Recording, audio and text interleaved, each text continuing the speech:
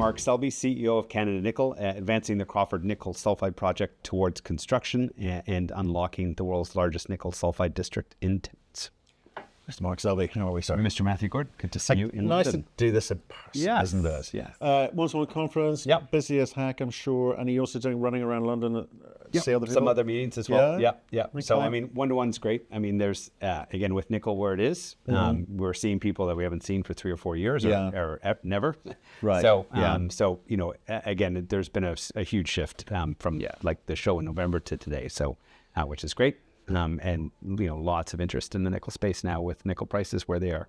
And people sort of, like, it's been a horrific 3 years price-wise, but you've been obviously advancing your project forward. Yeah. And you advanced a little bit more today. But news. Big announcement today, which is we're net down to only one step to go. We got the impact assessment report. So that they published draft permit conditions as part of that. So there's a consultation period for 30 days. Then the government goes away, finalizes the permit conditions, and then issues us the permit sometime, you know, in early summer. So very much looking forward to it. Very, very proud of our team. You know, we're the first mining project in Canada underneath the 2019 legislation to reach the stage and get a permit in early summer. We'll be the first mining project to get a permit underneath the 2019 legislation. Big deal, trailblazers. Yes. Okay. Yeah. And how long did that process take? So for us, it's been 4 years, you know, and it could have been faster than that. But we were funding constrained to do the detail engineering to be able to provide some of the information that was required in the permitting process. But 4 years from start to finish is, you know, again, you know, pretty close to record time. And again, our team permitted Dumont a decade ago. So we've, you know, been down this path before. And, you know, that's the thing that's changed, even without all the expedited MPO, the 1P provincial processes. You know, regulators are much more focused on, you know, coming up with a solution. Again, it's equally rigorous. There's no change in the rigor that's there. I mean, again, the 2019 legislation is far more broad in terms of social engagement, First Nations engagement, and in addition to the technical piece.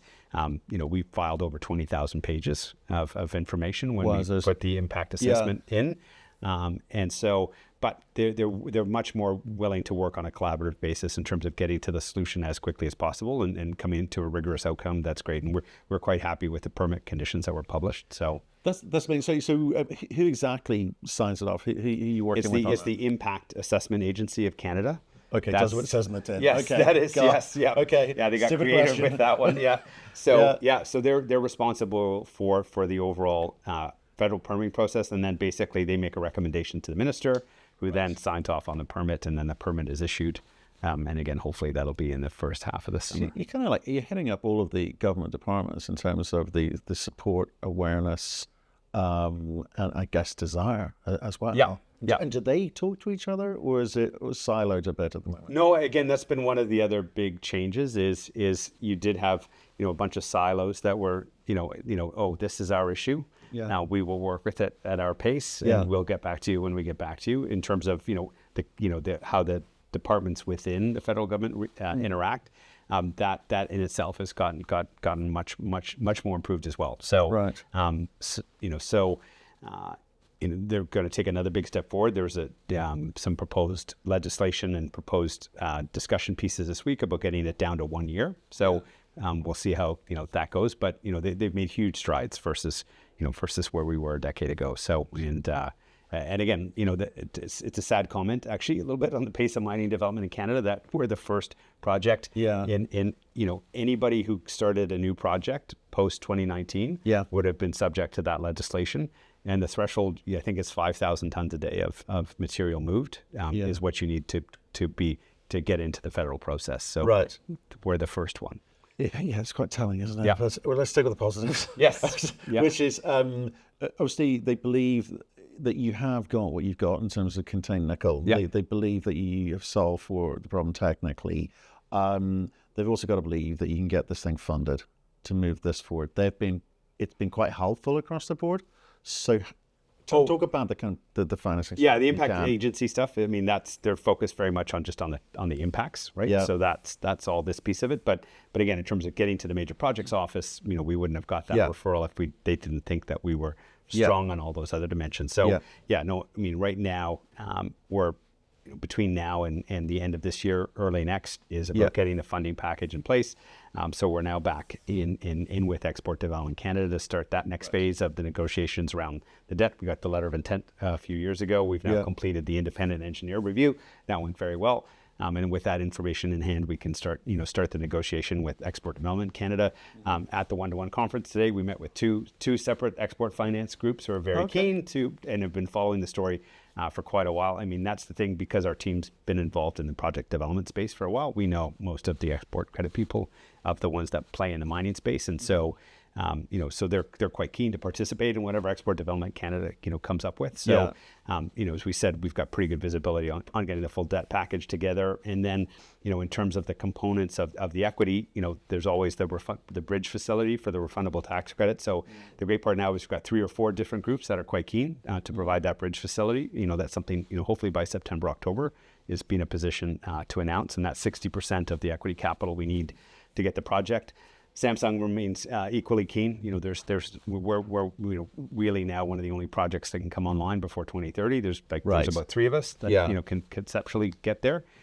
So they're keen to have that non-Indonesian offtake in place, and then we're getting going now with Scotia and Deutsche Bank, and again, saw several people during this past 2 days and some other groups outside the one-to-one meetings, that are quite keen to participate in the process. Again, that shift in the nickel market, nickel prices up almost $5,000 a ton from where we were in December has made a major shift in people's attitude toward nickel. Okay, so I didn't mean to conflate the various Canadian government departments there, but okay, back to the impact assessment.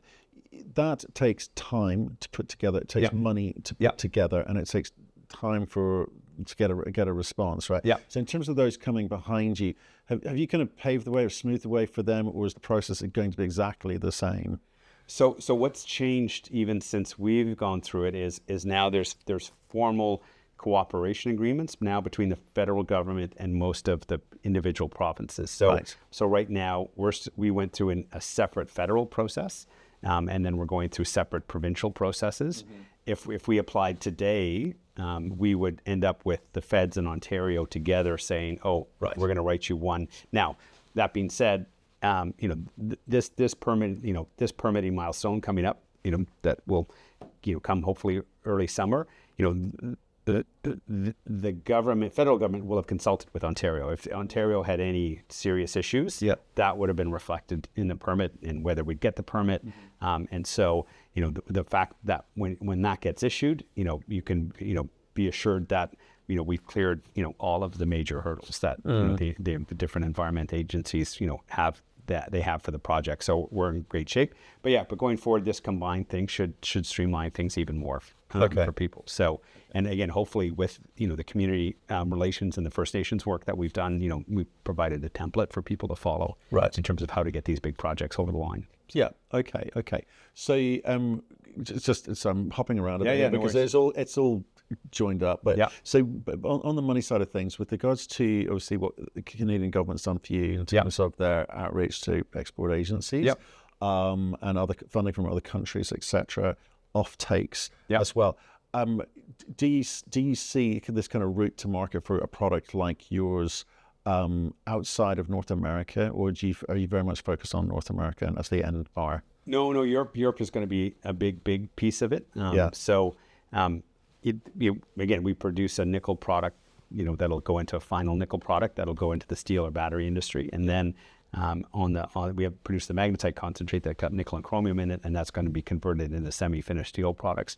And there's 2 big opportunities that we'll be filling with that process plant is in Europe, with the carbon border adjustment mechanism in place and going to scale up for the next 10 years.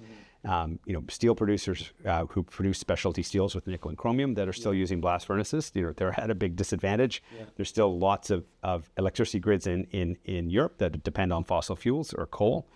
They've seen a little volatility in energy prices recently, right? Spotted that. So we're in an ideal position where we can take, the lower cost, very low carbon energy grid we have in Ontario with nuclear and hydro, and we're building over 10,000 megawatts of nuclear in Ontario.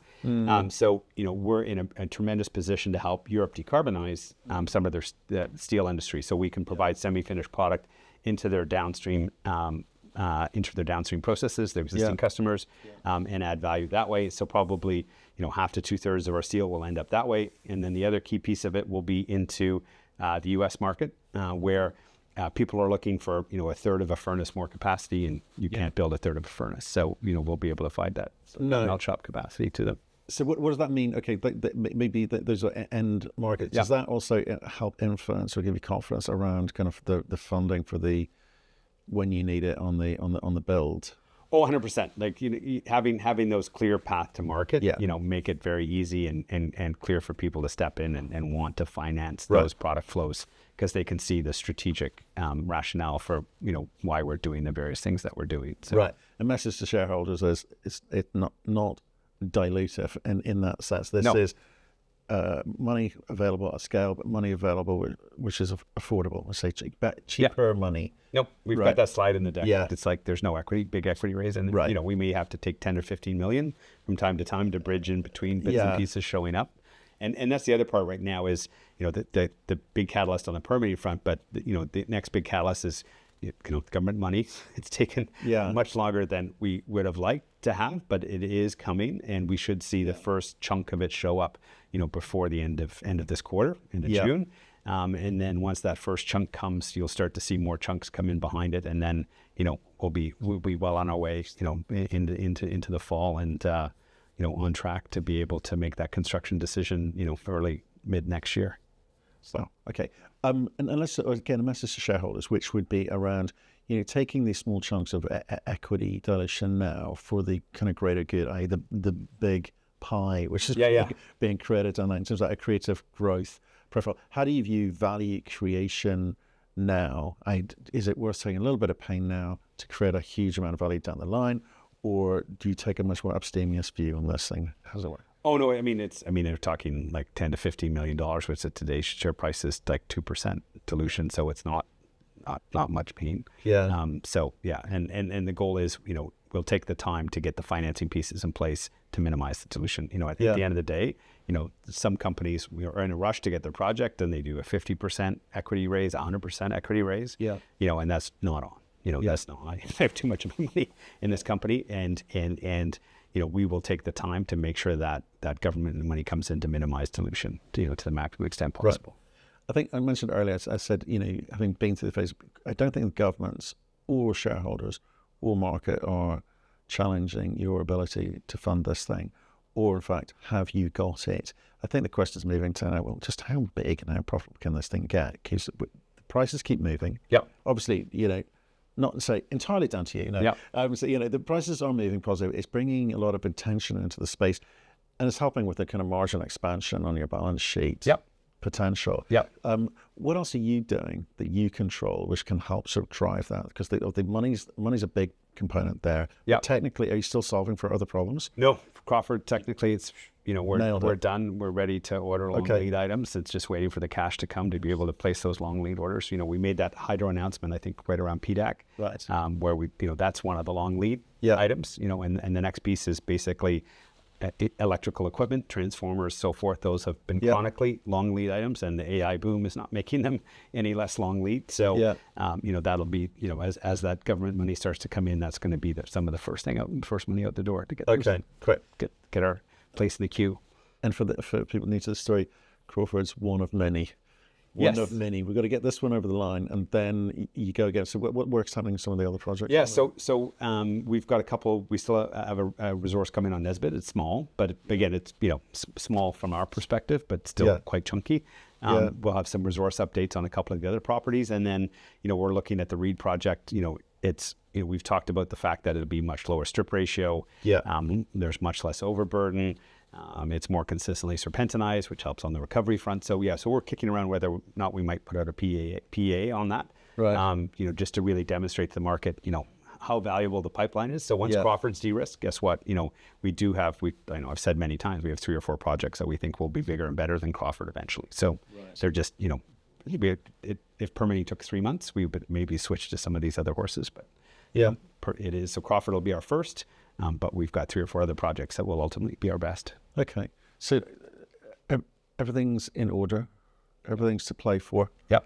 You're feeling confident, and obviously the market's doing you and the competition a favour at the moment. Yeah. So message shareholders for the rest of this year is be patient. We're getting close. Yeah, we're nearly there. Yeah, and the key piece to remind shareholders is, again, the discussions today with a bunch of people, again, who haven't been around the sector for a while is, there's 200 gold stories, there's 150 silver stories, there's 100 copper stories, but there really is only a half a dozen nickel stories that have had meaningful advancement. And we're a pretty tight group of people, who are all trying to help each other get over the line, because the world needs all of them. And there's another half dozen that have a little bit of work. So when that capital comes back into nickel, and as conviction comes around Indonesia sticking to their guns with managing ore supply, there's a lot of money going to be chasing a few stories. So Thank you very much. Good to see you.